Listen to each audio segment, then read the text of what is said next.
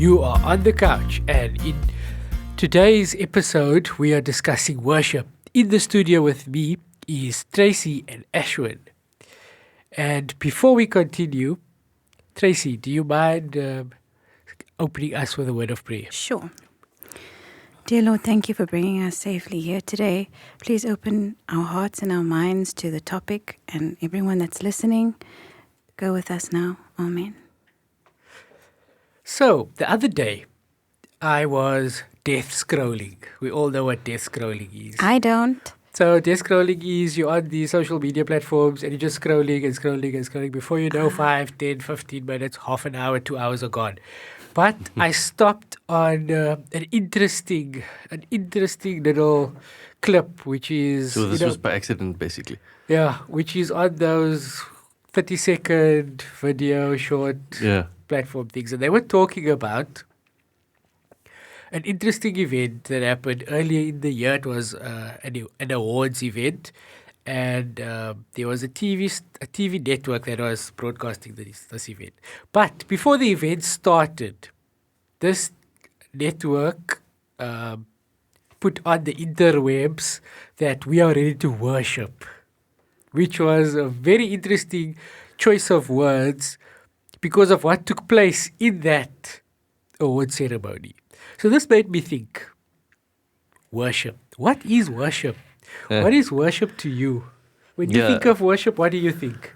Yeah, if you think about worship, it's like the expression. No, okay, let's start here, Lance. People think worship is like, what we sing and the choir going and the we are, feeling this moment kind of thing. And that, to many people, is worship. Mm-hmm. And I think worship is so much broader than just limiting this experience to one room and coming to church and all of that kind of thing, It involves the entire person, if I think about it. Like worship is not just, there are different forms or expressions of my worship, but that does not mean that is worship. You understand where I'm coming from. Yeah. So when I look at worship, it kind of encompasses the whole person. Like what I see, what I sing, who I am, what I experience. And it's normally in relation towards, in this case, a supernatural being God, a deity, Yeah. But now we have encapsulated it in the style like, it must be this way, or it must be done in a certain fashion. Is there a correct way to worship? And that's a good question that follows that. So what is worship? To me, the first thing I think is the praise and worship, the singing. Okay. That's how it all starts for me. Yeah. So you're in church and you're doing song service, and that is worship to you. When you think of worship, that is the first thing. That's the form of definitely. Worship. Yeah, and I don't know, like if you can, Romans chapter 12 verse 1 goes into worship. It says, therefore, I beseech you, or by the mercies of God, to present your bodies as a living sacrifice, which is holy and pleasing to God. And this is what it says, which is your reasonable service. And it's almost as if your entire being, when it is in connection with God, that is worship. Sure. So, in the research for this podcast, I found some interesting things. This is like 3 or 4 different forms of worship. Okay. I think it's mentioned in the Bible, but Pastor, you can correct me if I'm wrong, if I'm making up things or sucking things out of my thumb. So, my first thing is worship is gratefulness and submission to God. And then I've got worship is service to others. And then I have worship as reverence or respect to God. And then worship as we know it in our congregational gatherings. And like you said, praise and worship. Yeah. So, could I read the definition? Go for it. In the dictionary, Webster's dictionary defines it as worship is a spiritual discipline. Worship is to honor with extravagant love and extreme offering and obedience. So, and then I've got my definition. Which Okay. is? Would you guys like to hear that one? Sure. Let's hear. Okay, so this is something I came up with when I was a bit younger in my theology. I want to suggest that true worship involves the whole being of a man. It involves the sacrifice of the whole being. We cannot begin to be true worshippers by arriving at church every week and expecting to get something out of it. But worship is a living, breathing, and rejoicing act. Yeah, that's kind of what I sum it up as. And that's wherever you are. If you're driving in the car, if I am feeling in this moment like, God, thank you. Or I feel like, and you know what I tell people, even in board meetings, why do we want to fight?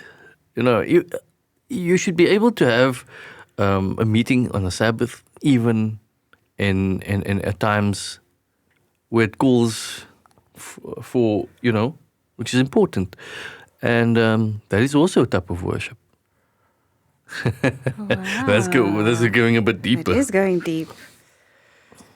So I found another clip on one of these platforms. Like once I saw the first clip, it's like my mind just like sees these other worship clips. I don't know. It's probably the algorithm that sends me more of these worship clips. And this was an interesting little clip. And it was longer than the 30 seconds. It's about 10, 15 minutes. But this guy was saying that... Okay, let me first start with the question. Is worship internal or external? That's a very Both. good question. I think it's a bit of both. Okay, It should include both. Why do you say that? Well, internal, because you can't truly worship unless you've had a personal experience with God. If you're grateful for something, if you feel like you have gotten through something, it hits differently if you actually know or recognize the sacrifice that God made for us.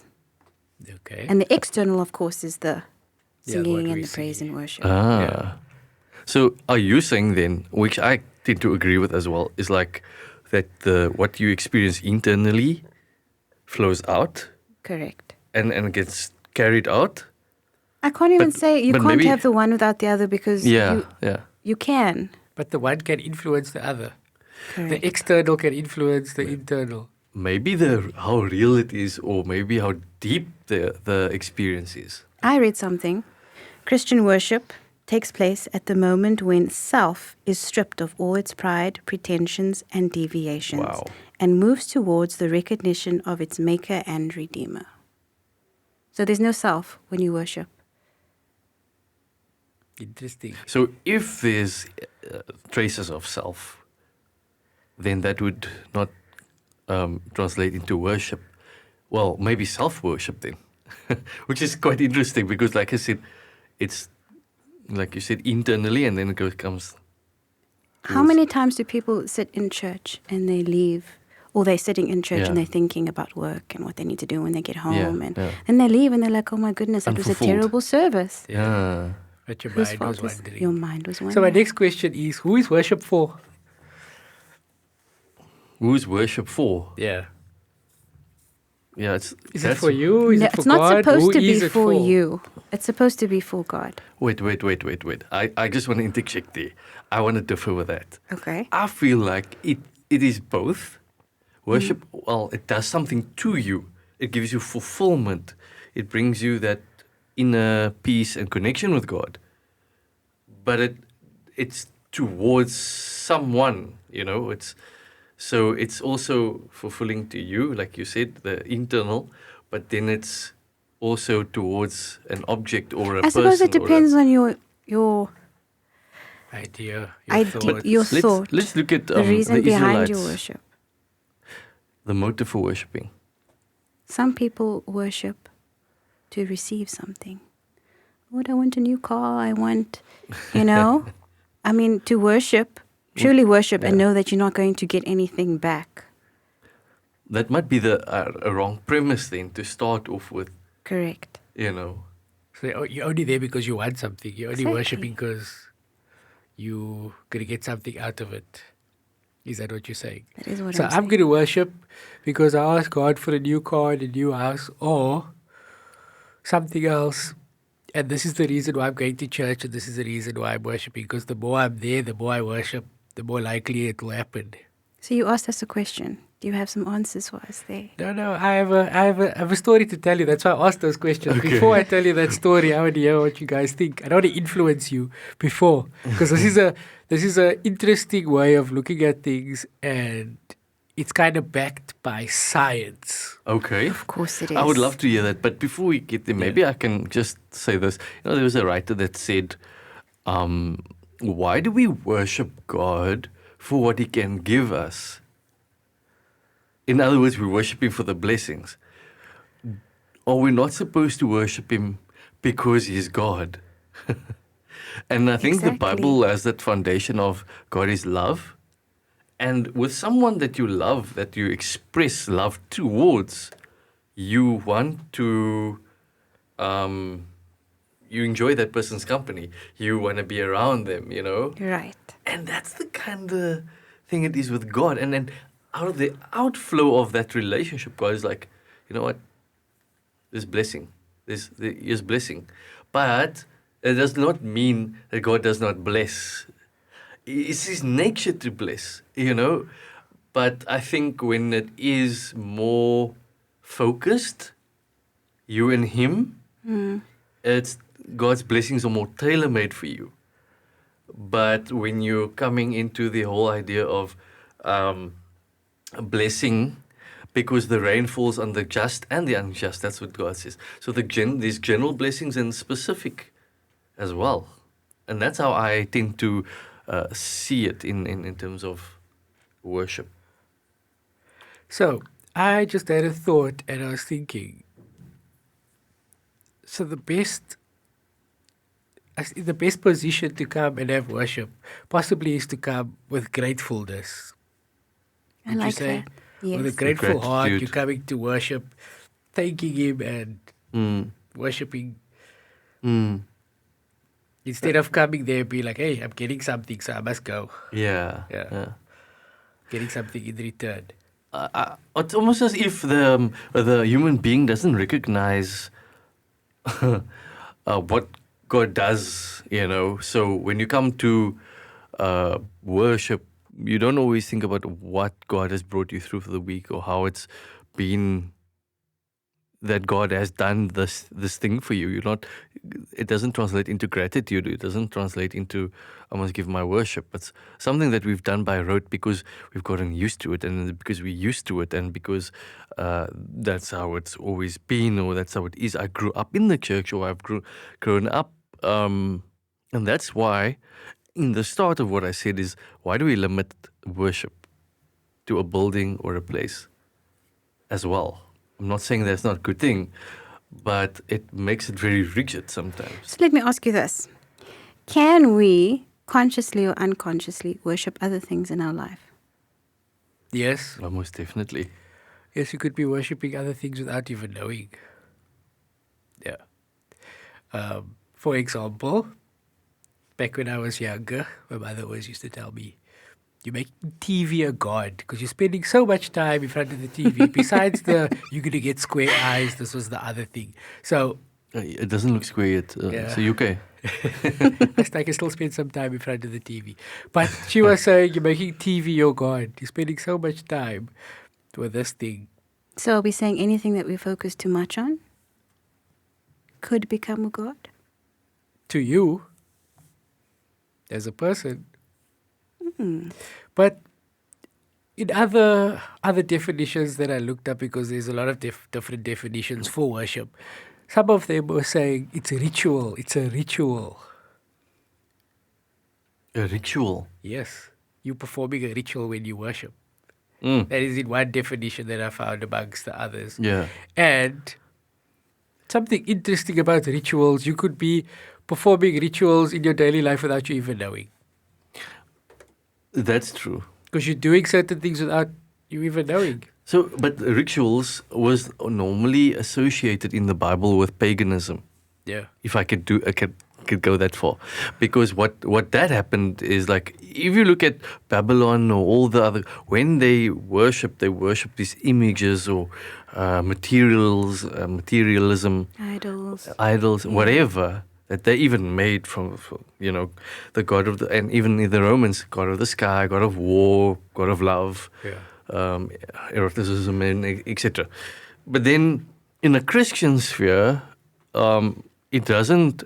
If you looked at the Israelites, we take it from them, Shadrach, Meshach, and Abednego, the three Hebrew worthies, worshipping. They didn't want to worship the golden image as a parallel or to the living God, the true God, and that translated into their lives, because what they ate, it was like a worship to them. Like who they bow down to when you hear the musical instruments.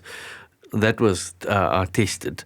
Their way of living in terms of the decisions that they made in that country that was pagan, But whatever decisions, they honored God. And there you see that playing out as well, where sometimes tradition triumphs a living relationship with God, where it should be the opposite way around. Should be the opposite. So let me give you a ritual that it's alleged that it's a ritual we perform in our daily lives that we don't even think of, that we actually enjoy performing, which is singing Happy Birthday. So it's alleged that singing Happy Birthday is actually a chant. And blowing out the candles is actually part of the process of this ritual. So it's a ritual. Interesting. Or a curse, I guess, or I don't know what I can't remember exact words they used, for you to grow older. So it's alleged that people who don't celebrate their birthdays look younger than people who do celebrate their birthdays. I'm going to try that this year. And To do what? Skip my birthday. To skip your birthday. No birthday singing. So you would live longer if you don't. Yeah. So back to what I was talking about earlier and this little video clip I've seen about worship. Yes. So this guy was saying that when you go to these churches, and mostly filled with young people, and they have the music and they have the lights, and it's so amazing when they leave the building, they're like, wow, that was really good. I really feel like I worshipped. Yeah. And all of this. And this guy was saying, but that is not worship. That is not worship. It is actually being influenced. Your emotions are being influenced by the music and the lights. Because generally, that's true. The CD set, you're in the church, everything is mostly dark, and the stage is lit up, and you have music, lights, the smoke machine, and all those effects. So I dug a little bit deeper in this, and what effects does music have on a person or on your brain? And we all know that music has an interesting effect, because it affects things such as it produces dopamine and serotonin, and it influences your mood. Right, that's just music. Yes. But then what does lights do? So lights is one of the most important stimulants when it comes to influencing humans. So they can, what it says here, that they can actually influence your mood, how you're feeling, all of this just by the light show, just by controlling the lights according to the song. And this is not a person that's in church. This is somebody that does big concerts for all those fancy big names that you guys know, that you listen to secretly, when it's not, when you're not supposed to, and I know you're not referring to. You're supposed to listen to gospel music, but you're listening to these other musics. But anyway, so this guy is the expert, and he does this, and they actually plan it. They plan it per song. They plan it for the words of the song, what kind of mood they want to set, and they control the crowd. Wow. So this guy was saying that coming back, now you're going to a church that is using this kind of settings. Okay. And they are actually influencing you without you knowing. They're setting the mood, they're setting with the music and the lights and everything. And that's not worship. Even though you feel like that is worship, that is them actually manipulating you. I don't know about the lights, but the music, there does need to be a certain sense of, or there does need to be reverence when you worship. I feel like that is once we start veering away from that, then it's a little bit murky. You mean the gray areas? You're right. No, but Yeah, Lance, I think you want to give us light. Yeah.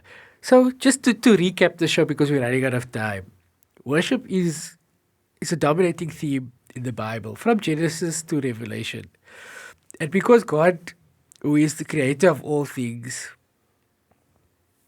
is one of his requirements for us to worship him. Not just because he requires us, but we need to worship because he's worthy to receive all our honor and praise.